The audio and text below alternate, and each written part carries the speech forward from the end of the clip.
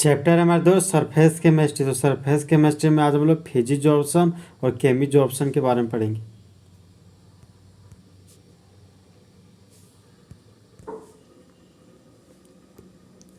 Surface chemistry तो surface पर होने वाली घटना के बारे में बताता है, कहलाता है सरफेस केमिस्ट्री। एडजॉर्प्शन तो सॉलिड के सरफेस पर मॉलिक्यूल के स्पीसीज संग्रह होते हैं और कहलाते हैं एडजॉर्प्शन। ये हमारा दोस्त सॉलिड है और सॉलिड पर क्या हो रहा है, ये गैस का मॉलिक्यूल जाकर चिपक रहा है। यहाँ पर ज़्यादा गैस का मॉलिक्यूल है तो इसको बोलेंगे ये हाई कंसंट्रेशन है। इधर गैस का मॉलिक्यूल कम है तो इसको बोलेंगे ये लो कंसंट्रेशन है। एडजॉर्प्शन प्रक्रिया होता है दो कंपोनेंट की वजह से, एक है एडजॉर्बेट और दूसरा क्या है एडजॉर्बेंट। तो वह पदार्थ सरफेस पर चिपक जाता है जिस मॉलिक्यूल का पदार्थ कहलाता है एडजॉर्बेट। एक है हमारा एडजॉर्बेंट। तो एडजॉर्प्शन होता है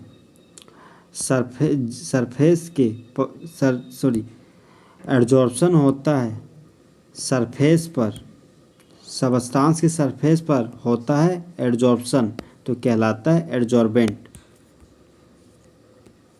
इसके एग्जांपल हो गए adsorption of moisture by silica gel, मतलब सिलिका जेल के द्वारा मॉइस्चर को चिपकाना। तो मॉइस्चर हमारा हो गया एडजॉर्बेट और सिलिका जेल हो गया एडजॉर्बेंट। तो सिलिका जेल एडजॉर्बेंट है, मतलब सिलिका जेल सॉलिड की तरह काम कर रहा है और मॉइस्चर ये हमारा क्या है मॉइस्चर, तो मॉइस्चर हमारा एडजॉर्बेट की तरह काम कर रहा है। तो ये हमारा भींगा हुआ एयर और ये वाटर का मॉलिक्यूल है जो चिपकने जा रहा है सिलिका जेल पर। ये देखिए चिपक रहा है। डिजॉर्प्शन तो डी का मतलब होता है हटाना। तो डिजॉर्प्शन एक तरह का हटाने का प्रक्रिया है क्या, जो चिपक जाता है गैस के पदार्थ कहाँ सरफेस पर, तो उसको हटाने की प्रक्रिया को डिजॉर्प्शन कहते हैं।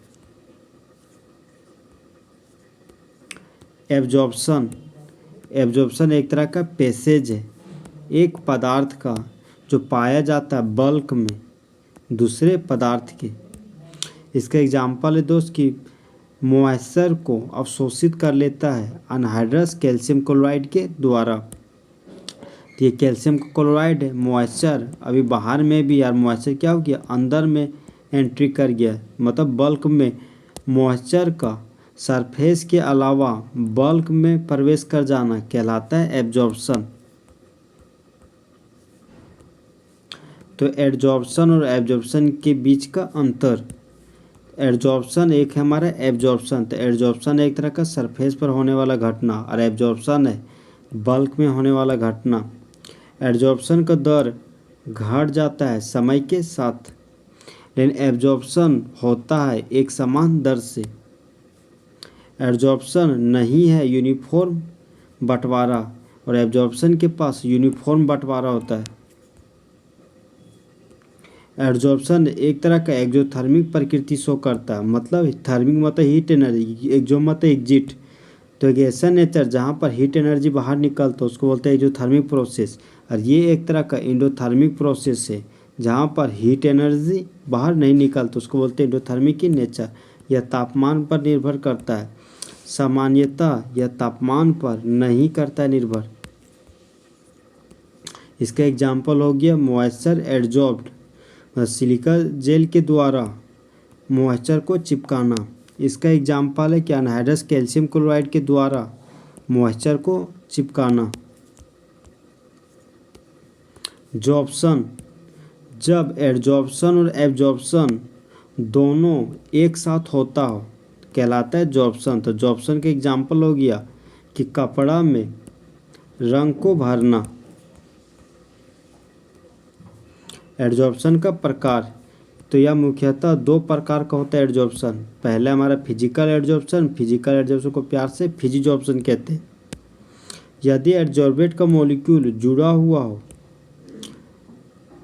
एडजॉर्बेंट के सरफेस पर कमज़ोर भांडरवाल फोर्स की मदद से, तो कहलाता है फिजिकल एड्जॉर्प्शन। देखिए दोस्त, ये हमारा गोला है, ये भी गोला है, तो इसमें पॉजिटिव चार्ज भरा हुआ, इसमें नेगेटिव चार्ज भरा था। टू अपोजिट चार्ज के अट्रैक्शन की वजह से लगने वाले फोर्स को क्या बोलते हैं? भांडरवाल फोर्स। भांडरवाल फोर्स एक तरह का क्या है? Weak force. देखिए ये हमारा क्या है? सॉलिड का मॉलिक्यूल है, यहाँ पर क्या है? भांडरवाल फोर्स की मदद से एक दूसरे से चिपका हुआ है। केमिकल एड्जॉर्प्शन का दूसरा नाम है केमिजॉर्प्शन। यदि एड्जॉर्बेट का मॉलिक्यूल जुड़ा हुआ हो सरफेस पे, किसके? एड्जॉर्बेंट के सरफेस पे मजबूत केमिकल बॉन्ड की मदद से, तो उसको बोलते हैं केमिकल एड्जॉर्प्शन। तो ये सॉलिड का मॉलिक्यूल है, उस पर गैस का मॉलिक्यूल चिपका हुआ है, केमिकल बॉन्ड की मदद से। केमिकल बॉन्ड कोवैलेंट बॉन्ड बनाता है और आयोनिक बॉन्ड बनाता है। फेजिजॉर्प्शन और केमिजॉर्प्शन के बीच का अंतर, ये एग्जामिनेशन के लिए वेरी वेरी इंपॉर्टेंट। तो एक है फेजिजॉर्प्शन, दूसरा क्या है? केमिजॉर्प्शन। तो फेजिजॉर्प्शन भांडरवाल फोर्स की वजह से उत्पन्न होता है और केमिजॉर्प्शन केमिकल बॉन्ड की वजह से उत्पन्न होता है। फेजिजॉर्प्शन में कम तापमान लिया जाता है और केमिजॉर्प्शन में ज़्यादा तापमान लिया जाता है। प्रकृति में रिवर्सिबल होता है या प्रकृति में इरिवर्सिबल होता है। देखिए दोस्त, रिएक्टेंट प्रोडक्ट में बदल जा रहा है, फिर प्रोडक्ट रिएक्टेंट में बदल जा रहा है, तो इसको बोलेंगे ये हमारा रिवर्सिबल नेचर शो कर रहा है। और इरिवर्सिबल का मतलब रिएक्टेंट प्रोडक्ट में बदल के लिए प्रोडक्ट रिएक्टेंट में नहीं बदल पा रहा है, तो इसको बोलते हैं ये इरिवर्सिबल नेचर है। फेजिजॉर्प्शन में कम हीट होता है एड्जॉर्प्शन के लिए, तो हीट एनर्जी 20 से 40 किलो जूल पर मोल लेते हैं। यहाँ पर ज़्यादा हीट एनर्जी का ज़रूरत होता है एड्जॉर्प्शन प्रोसेस करवाने के लिए, तो यहाँ पर एनर्जी लेंगे 80 से 240 किलो जूल पर मोल। प्रकृति में नहीं होते खास, ज़्यादा खास होते प्रकृति में। बनाते हैं बहुत सारा मॉलिक्यूल का लेयर, बनाते हैं सिर्फ और सिर्फ एक मॉलिक्यूल का लेयर। तो ये सॉलिड का मॉलिक्यूल है, इस पर बहुत ज़्यादा गैस का मॉलिक्यूल का लेयर बन गया, तो इसको बोलेंगे मल्टी मॉलिक्यूल लेयर है। ये हमारा सॉलिड का मॉलिक्यूल है, इस पर एक ही लेयर बना हुआ है गैस का, तो उसको बोलेंगे ये हमारा यूनिमॉलिक्यूल लेयर। नहीं बनाता है कंपाउंड का यौगिक। सरफेस यौगिक बनाता है। नहीं जरूरी होता है एक्टिवेशन एनर्जी का, जरूरी होता है एक्टिवेशन एनर्जी का।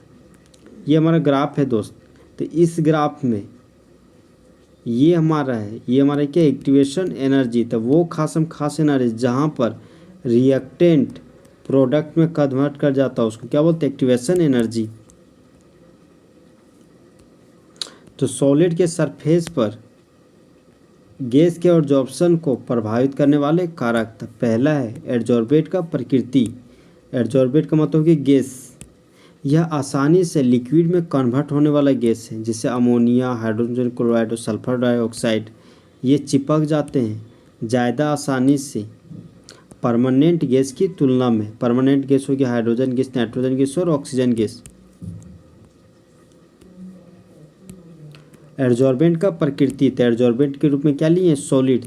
तो वह सॉलिड जिसके पास ज़्यादा छिद्रयुक्त होते हैं, ज़्यादा छिद्र वाले होते हैं और लार्जर एड्जॉर्प्शन पावर होता है इनके पास। इसके एग्जांपल है एक्टिवेटेड चारकोल। दूसरा है दोस्त हमारा सरफेस एरिया। तो एड्जॉर्प्शन बढ़ जाता है ज़्यादा सरफेस एरिया होने की वजह से। फिर आता है दाब, एड्जॉर्प्शन बढ़ जाता है गैस का प्रेशर ज़्यादा लगाने की वजह से। फिर आता है हमारा तापमान। तो तापमान बढ़ाने से फेजिजॉर्प्शन घट जाता है और तापमान बढ़ाने से केमिजॉर्प्शन पहले बढ़ता है फिर बाद में घट जाता है।